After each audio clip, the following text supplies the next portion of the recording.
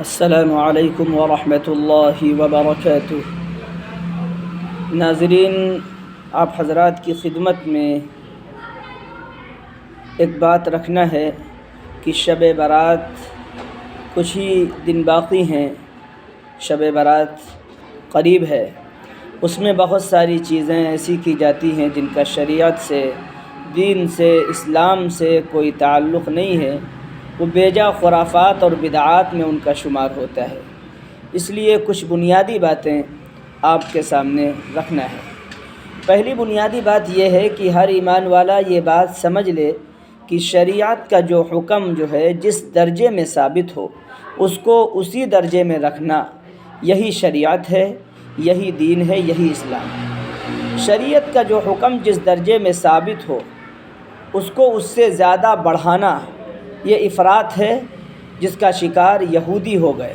یہودیوں نے دین کے اندر افراط سے کام لیا، اور جو حکم جس درجے میں ثابت ہو اس کے اندر کمی کرنا، یہ تفریط ہے۔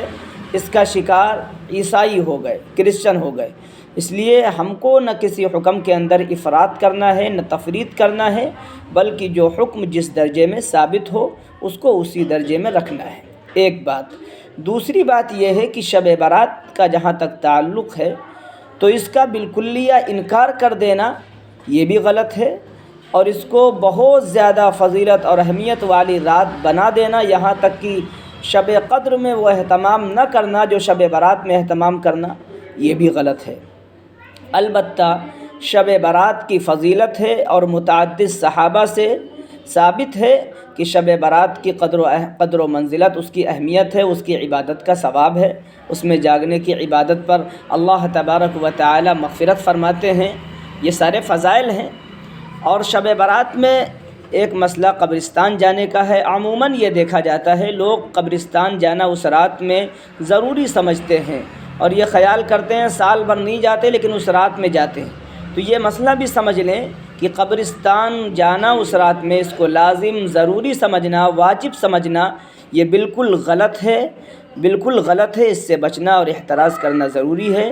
البتہ اللہ کے رسول صلی اللہ علیہ وسلم سے ایک مرتبہ جانا ثابت ہے، تو انسان کبھی کبھار چلا گیا تو کوئی بات نہیں، لیکن اس کو لازم سمجھنا اور واجب سمجھنا اور اس کا معمول بنا لینا یہ اچھی بات نہیں ہے۔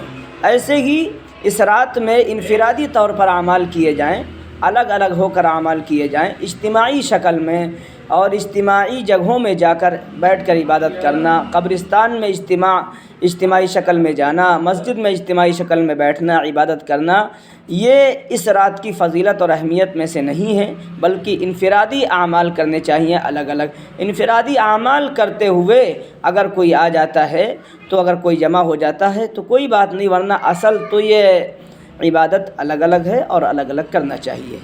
ٹھیک ہے، یہ چند باتیں ہیں ہم نے بتا دیا تاکہ ہم رسموں سے، فضولیات سے، خرافات سے، واہیات سے ہم بچیں اور پرہیز کریں۔ السلام علیکم ورحمۃ اللہ وبرکاتہ۔